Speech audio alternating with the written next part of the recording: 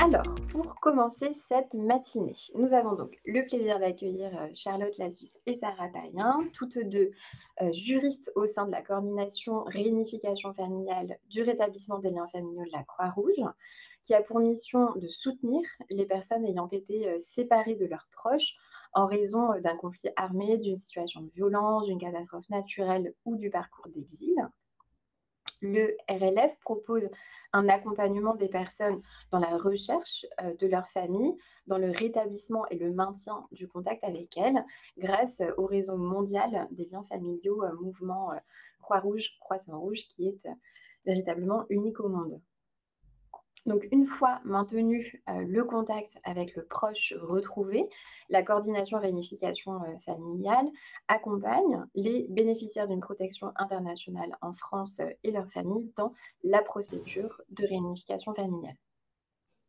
Alors que le droit de mener une vie familiale normale est un droit reconnu par les instruments internationaux et européens, tels que la Déclaration universelle des droits de l'homme de 1948 ou la Convention européenne de sauvegarde des droits de l'homme et des libertés fondamentales, l'acte final de la conférence dont est issue la Convention de Genève de 1951 stipule que l'unité familiale est un élément fondamental de la société et est un droit essentiel du réfugié. Aussi, la majorité des États signataires de la Convention de Genève a reconnu le droit à l'unité familiale des réfugiés et au niveau européen, c'est le règlement qualification qui confirme l'obligation des États membres à veiller à ce que l'unité familiale des personnes protégées soit maintenue. Découle donc de la Convention de Genève et du droit européen la procédure de réunification familiale qui fait l'objet dans l'opinion publique de préjugés quant à la facilité avec laquelle il serait possible de faire venir sa famille en France. Aussi, Charlotte et Sarah, nous vous laissons la parole donc pour environ 40 minutes d'intervention pour nous présenter l'accompagnement holistique proposé par le rétablissement des liens familiaux, pour déconstruire aussi les idées reçues pouvant persister au sujet de la réunification familiale qui constitue en réalité une procédure extrêmement longue et complexe, et pour nous éclairer aussi sur les défis linguistiques et culturels dans l'accompagnement des familles à réunir. Enfin, vous nous parlerez aussi des impacts des évolutions législatives à l'échelle nationale et européenne et des recommandations portées par la coordination des réunifications familiales de la Croix-Rouge dans ce contexte. Donc, merci beaucoup. Je vous laisse donc la parole. Merci beaucoup, Aude, et bonjour à toutes et à tous. Je suis Charlotte Lassus, donc comme l'a très bien présenté Aude, je suis juriste en charge des réunifications familiales pour la Croix-Rouge française. Et aujourd'hui, donc, je suis accompagnée de Sarah qui est avec moi et qui va se présenter également.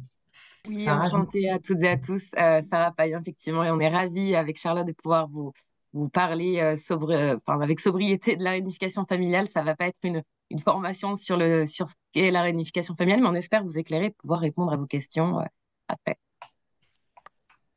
c'est parti. Alors, je précise aussi que le PowerPoint que l'on vous diffuse sera du coup disponible dans les livrables que les filles vous enverront à l'issue de notre présentation. Dans un premier temps, je voulais rapidement rappeler du coup que le service de rétablissement familial, enfin le RLF, comme on dit, est une mission donc historique et statutaire de la Croix-Rouge française. On ne va pas rentrer dans les détails de ce que cela implique au niveau nous interne.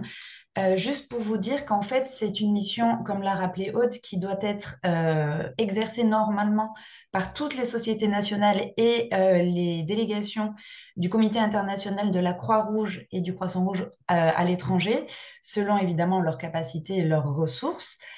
Donc, on n'est pas tous logés à la même enseigne, on n'a pas tous les mêmes capacités d'effectuer du RLF, quand bien même cela s'inscrit dans les statuts initiaux de la Croix-Rouge française ou ensuite à l'étranger également.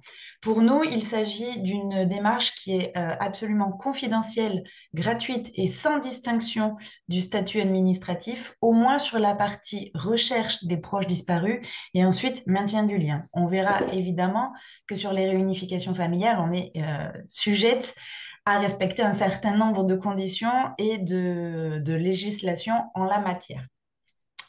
Le rétablissement des liens familiaux, il répond surtout à la question de clarifier le sort des personnes disparues, c'est-à-dire que ça fait une partie intégrante du droit de savoir où sont passés nos proches. Et aujourd'hui, principalement, on va traiter des demandes de recherche en lien avec la migration. Autrefois, ça pouvait être des conflits, notamment la Seconde Guerre mondiale, et on a eu beaucoup de demandes là-dessus.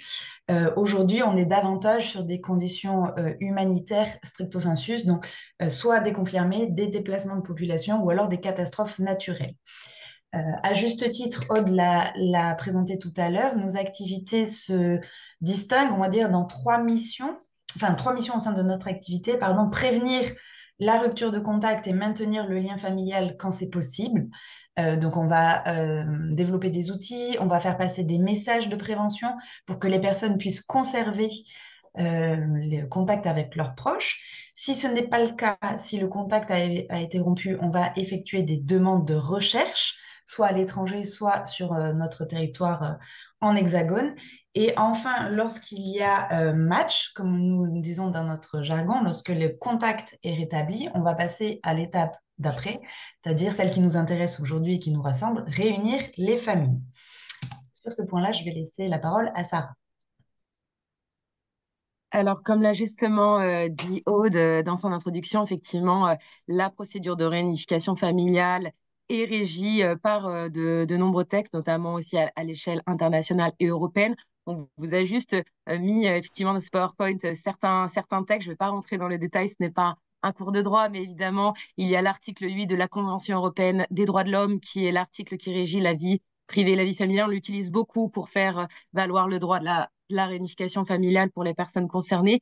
Évidemment, la Convention de Genève de 1951 et aussi une convention qui a beaucoup d'importance, la Convention internationale des droits de l'enfant, et notamment son article 3, qui parle de l'intérêt supérieur de l'enfant. Et nous mettons en évidence que l'intérêt supérieur d'un enfant est évidemment d'être, dans la plupart du temps, auprès donc de ses parents.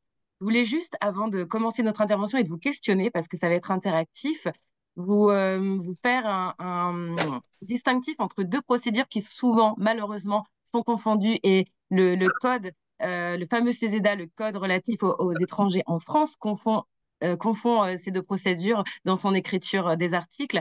En fait, il y a deux procédures, la réunification familiale et le regroupement familial. Ce ne sont pas deux mots qui veulent dire la même chose.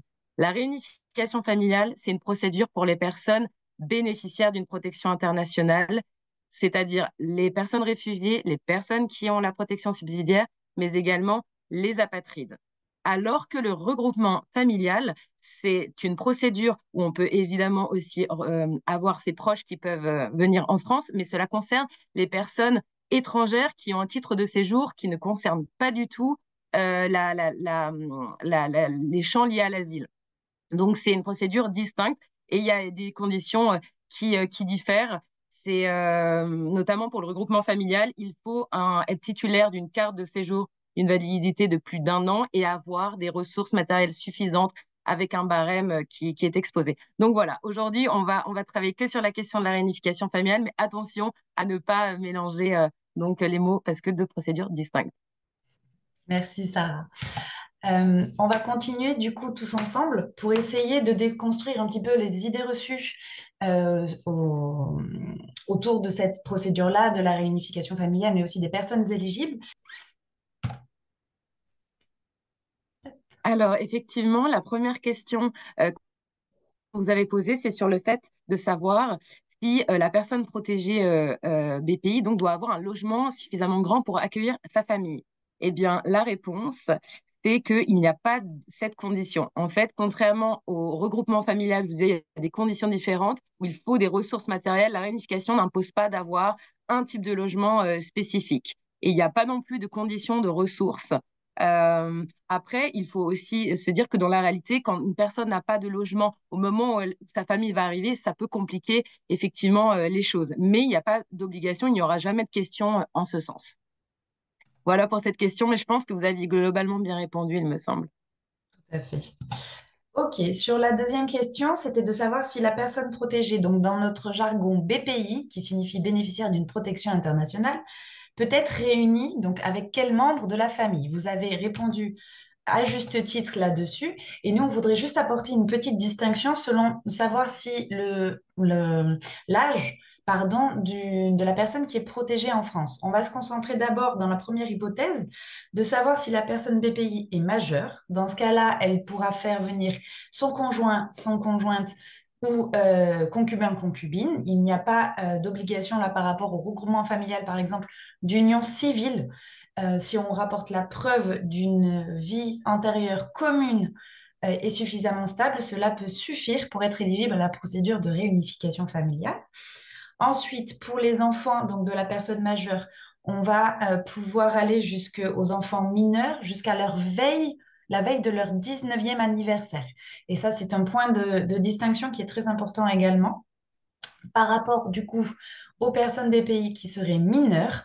Donc là, un jeune mineur protégé pourrait faire venir par le biais de la réunification familiale ses parents, accompagnés de ses frères et sœurs mineurs jusqu'à leurs 18 ans. Donc là, on distingue un petit peu les conditions d'âge.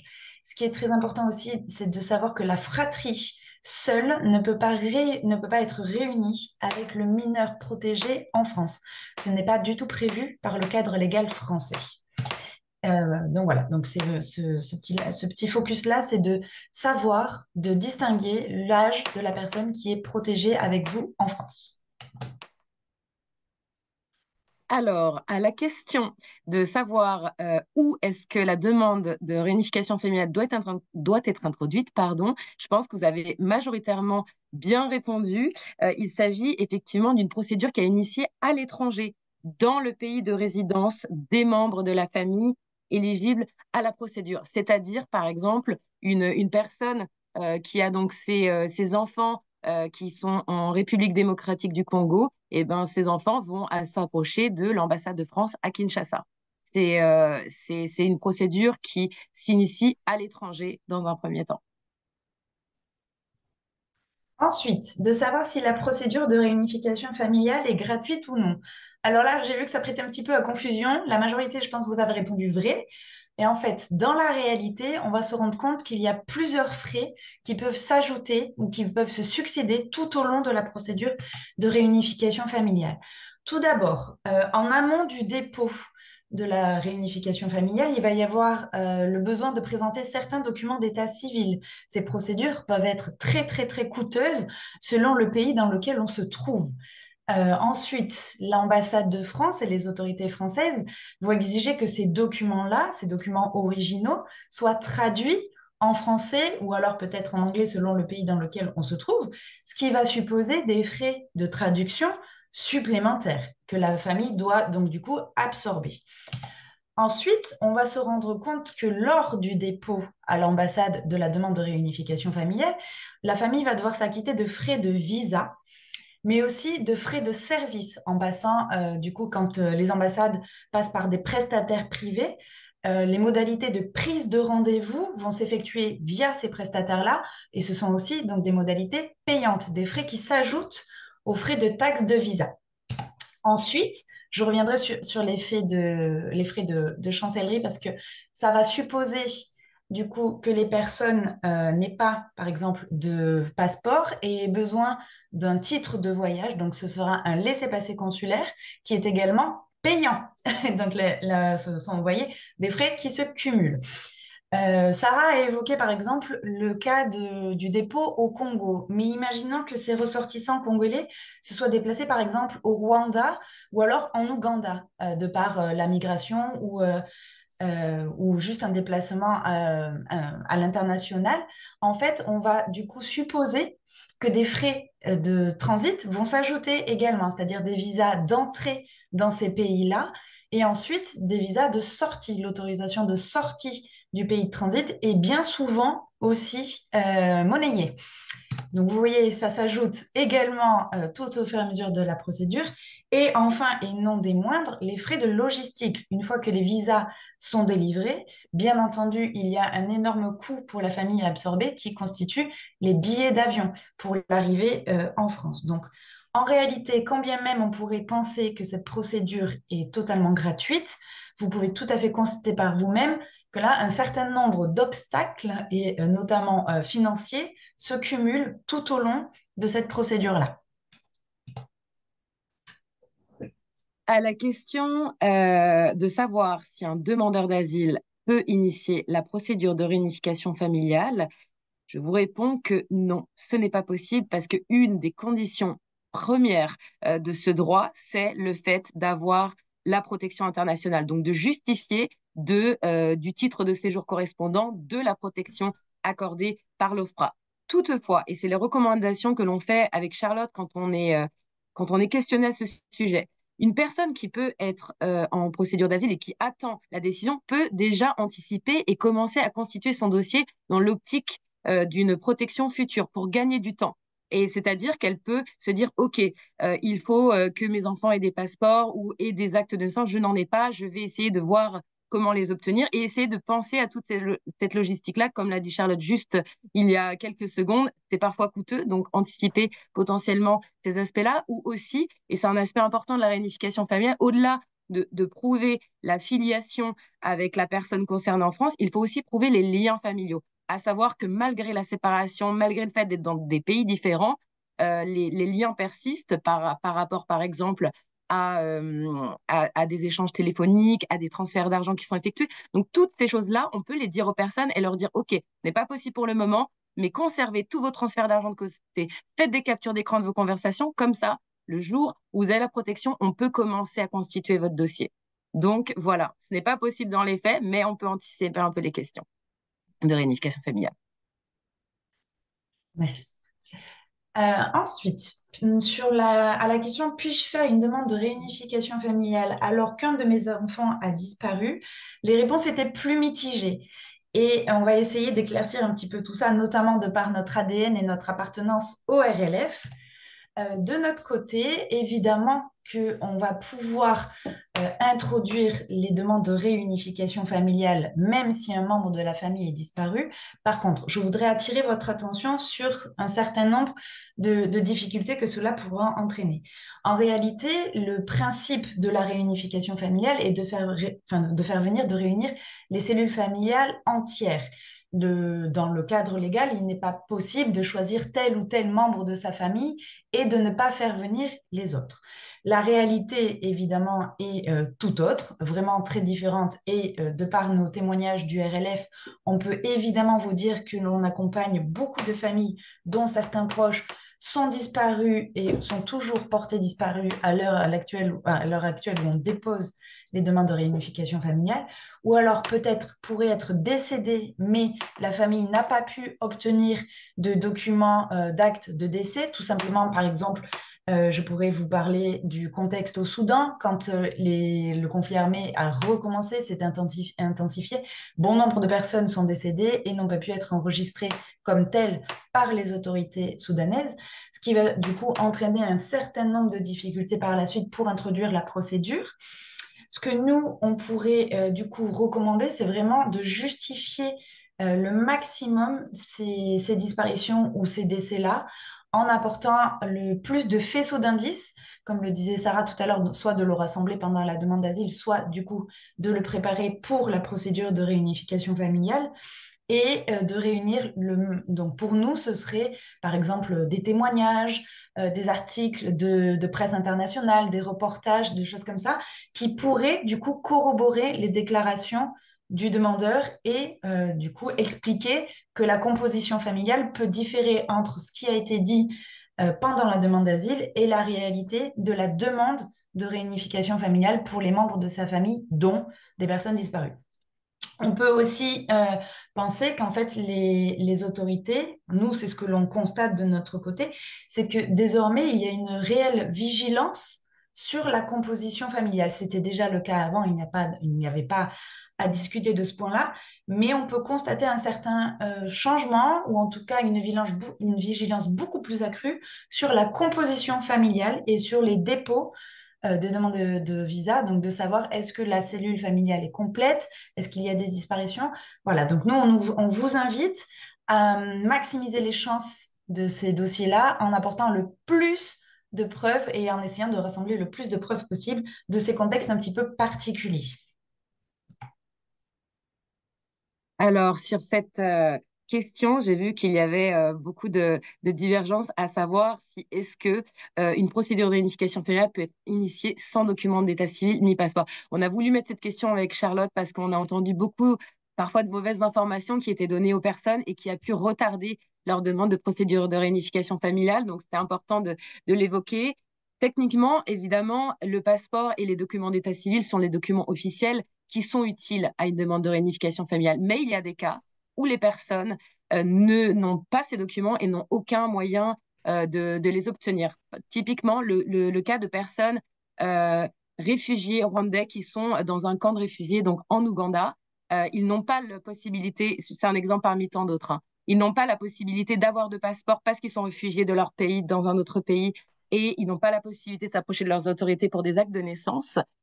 Donc, le dossier ne pourra pas se faire avec ces éléments-là. Mais c'est prévu par la loi quand on ne dispose pas, donc par exemple, je vais commencer par les actes d'état civil. On va combler le fait de ne pas avoir d'acte de civil avec ce qu'on appelle dans le jargon juridique les éléments de possession d'État. Alors, la possession d'État, pour être bref, c'est prévu par le Code civil à son article 36, il me semble. Et en fait, la possession d'État, c'est une procédure, enfin, ça va être la réunion de plusieurs indices, de plusieurs faisceaux d'indices qui vont faire en sorte que on puisse attester d'un lien familial entre deux personnes si je devais résumer. Et en réalité, nous, donc du coup, dans ce type de dossier, on va évidemment mettre des captures d'écran de journaux d'appel et de conversation, des reçus de transfert d'argent, des photos de famille, des témoignages, et tous ces éléments-là vont venir à terme prouver que une telle personne est bien la mère de tels enfants avec voilà un dossier très fourni. Quand on n'a pas d'acte d'état civil, donc on n'a pas un acte qui va dire que telle personne est la mère, telle personne est l'enfant de l'autre, il faut vraiment fournir de nombreux éléments au dossier, c'est très important. Mais on ne pourra jamais vous refuser un dossier parce qu'il n'y a pas de passeport, ni d'acte d'état civil.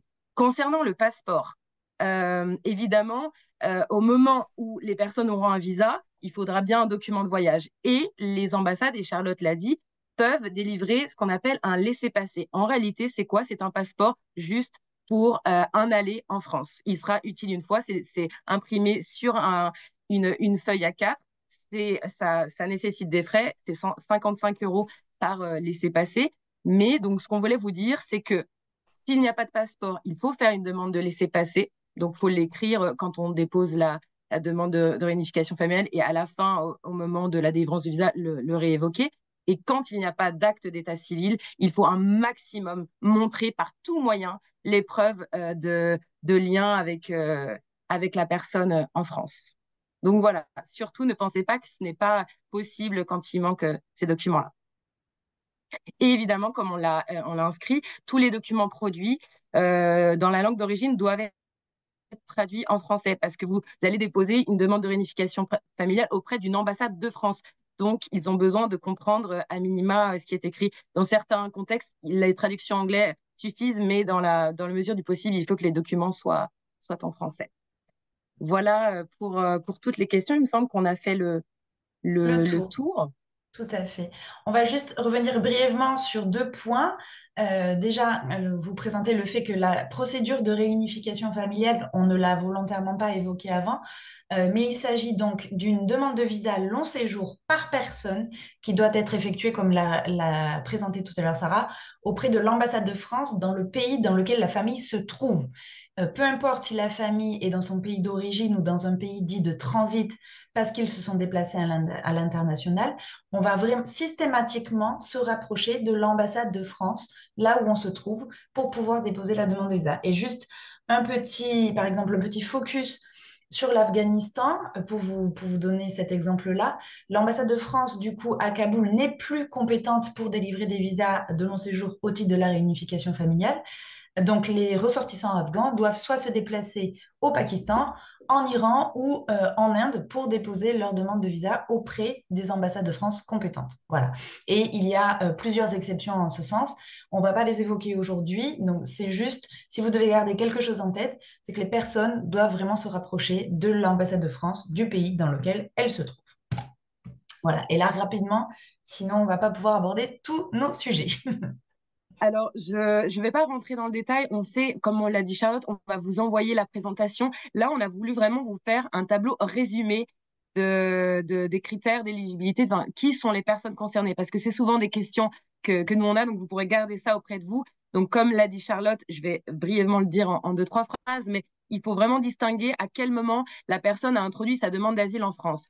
Si elle avait plus de 18 ans, eh ben, c'est la première case qui la concerne. Donc, la personne adulte bénéficiaire de la protection internationale et, comme on l'a dit, le conjoint, le concubin et les enfants mineurs, donc jusqu'à la veille de leurs 19 ans. Là, je tiens juste à préciser que la date qui est prise en compte, c'est l'âge des enfants au moment où ils introduisent la demande de visa. Par exemple, un enfant qui va avoir 19 ans le 2 février enfin, je vais dire, le 2 mars 2025, s'il dépose à une ambassade son dossier le 1er mars 2025, c'est bon. Même si, quand il a la décision, il a 19 ans et demi, ce qui va être pris en compte, c'est la quittance le jour où on a déposé. Donc vraiment, il faut être vigilant là-dessus et pas effectivement penser que ah non, j'ai plus de 18 ans, c'est trop tard. Non, jusqu'au dernier jour des 18 ans, on peut introduire la demande de visa. Il faut quand même anticiper parce qu'on n'a pas des rendez-vous du jour pour le lendemain. Et c'est important de garder cette information en tête. Concernant donc le mineur non accompagné, comme l'a dit Charlotte, il peut faire venir ses parents et les frères et sœurs mineurs à charge des parents. Et ce qui là est important aussi de considérer, c'est que la minorité d'un jeune en France, elle est considérée au moment où il introduit sa demande d'asile. Par exemple, un jeune MNA en France qui a introduit à 17 ans et demi sa demande d'asile et qui, parce qu'on sait que les procédures à l'OFPRA sont longues, va être protégé quand il aura 18 ans et demi, voire 19 ans, il conserve son droit à la réunification familiale en tant que mineur et peut faire venir donc ses parents et ses frères et sœurs mineurs à charge. C'est très important d'avoir ces deux éléments en tête parce que souvent, il y a des fausses informations qui circulent et les personnes n'ont pas conscience qu'ils peuvent activer ce droit-là. Donc voilà, je vous laisse ce slide-là qui est important à avoir, imprimez-le. Si vous aidez des personnes, ça peut vous aider. Et on va finir sur enfin les obstacles principaux que nous avons remarqués avec notre pratique avec Charlotte à la réunification familiale. Donc il nous reste 7 minutes, donc on va essayer de faire un tour à peu près de ces différents obstacles. Je te laisse peut-être commencer, Charlotte. Ça marche, merci. Et du coup, on va essayer de mêler dans ce constat-là des obstacles à la réunification familiale, pardon, également nos recommandations dans tous les cas, vous pourrez retrouver ensuite sur le site de Repair où elles seront davantage détaillées, enfin le site Internet où on a capitalisé tous nos outils. Dans un premier temps, je voulais vous parler, par exemple, de la compréhension de la procédure par les personnes en France, mais aussi la famille à l'étranger. C'est un enjeu majeur de notre accompagnement au quotidien. On a déjà l'enjeu linguistique et je pense que c'est ce qui nous réunit évidemment aujourd'hui autour de l'Observatoire d'ISM. Pour nous, c'est vraiment j'allais dire, enfin oui, un enjeu primordial que les personnes puissent se saisir de cette procédure-là, de la compréhension de tous les enjeux et de toutes les étapes. On reviendra sur la barrière de la langue, évidemment. On a, dans le cadre du coup du RLF et de l'accompagnement que l'on peut proposer, recours forcément aux interprètes, notamment chez vous, ISM. On les associe du début à la fin de la procédure. On peut même avoir, par exemple, un appel avec la famille à l'étranger une fois que les visas sont délivrés pour leur expliquer la logistique de voilà, prendre des billets d'avion, se rendre à l'aéroport suffisamment de temps en avance pour être enregistré, ce genre de choses. Et vraiment, l'aide des interprètes est très, très, très précieuse, notamment pour ce genre d'enjeux logistiques, mais surtout aussi pour s'approprier les démarches, parce que évidemment qu'on est dans un cadre légal très restrictif, qui va additionner plusieurs conditions pour le public BPI, mais aussi pour la famille à l'étranger. Et ce sont des subtilités, je pense, administratives qui sont difficiles à saisir. Donc, on le disait très justement, Aude, tu le rappelais dans ta présentation, l'interprétariat, c'est aussi nous faire part de la compréhension des systèmes administratifs, mais aussi le langage linguistique qui peut aller, enfin linguistique, mais corporel, qui pourrait nous aider à avancer, à tisser une relation de confiance avec les requérants, les demandeurs que l'on accompagne. Et c'est vraiment très important aussi que la famille à l'étranger puisse être inclue dans cette procédure-là. Donc c'est quelque chose pour nous on a vraiment un point de vigilance là-dessus. Effectivement, un autre obstacle, c'est les difficultés d'accès à une ambassade de France. Alors, ça peut être à plusieurs échelles. Par exemple, effectivement, je vais prendre le cas des ressortissants afghans et les cas aussi des ressortissants somaliens qui sont dans leur pays d'origine, qui doivent absolument partir de leur pays, aller dans un pays limitrophe pour déposer une demande parce qu'il n'y a pas de représentation diplomatique française dans leur pays. Donc, ça nécessite toute une logistique, des frais supplémentaires. Et parfois, quand il y a des enfants très jeunes, c'est très compliqué à mettre en place, mais également aussi quand il y a une ambassade dans le pays où les personnes sont, mais qu'elle est très éloignée à plusieurs heures et que voilà, c'est aussi difficile d'accès pour de nombreuses personnes, des personnes qui seraient dans des camps de réfugiés où il est difficile d'en sortir. Donc voilà, c'est des détails. Enfin, c'est pas que des détails en réalité, c'est vraiment des obstacles auxquels on est confronté très régulièrement qui peut empêcher d'arriver physiquement devant une ambassade et de déposer son dossier parce que on est encore à cette ère-là de venir avec un dossier papier et de déposer en réel sa demande. Et du coup, ça fait complètement écho. Enfin, là, on vous a mis enfin, beaucoup au final, d'obstacles qui sont liés les uns aux autres et qui s'accumulent tout au long de la procédure. On parle du dépôt papier ou d'accéder aux ambassades, ce qui aussi peut être déjà un frein de base, c'est de ne pas arriver à réunir ces documents-là, de ne pas pouvoir se les procurer parce que soit ce sont des documents qui sont inexistants, soit parce que, par exemple, l'état civil des pays est totalement défaillant ou en stand-by du fait notamment des contextes géopolitiques très volatiles ou très variables d'un pays à un autre, ce qui va supposer aussi des coûts. Enfin, si vous avez une famille nombreuse et que vous devez faire des passeports pour chaque enfant, chaque membre de votre famille, ça peut être très, très, très coûteux. Du coup, nous, quand on a ce genre de dossier, les recommandations que l'on pourrait faire dans ce cas-là aux autorités, c'est peut-être d'alléger les exigences ou en tout cas de faciliter l'accès à la procédure de la réunification familiale pour le public BPI, qui est quand même un public vulnérable, il faut se le dire aussi. Ce n'est pas une chose aisée d'accéder à la procédure de réunification familiale. Et si les procédures pouvaient être un petit peu simplifiées, ou en tout cas des accès, par exemple, dématérialisés, des dépôts dématérialisés et uniformisés selon les pays, ça pourrait rendre tout cela bien plus accessible et bien plus facile pour tout le public que l'on accompagne.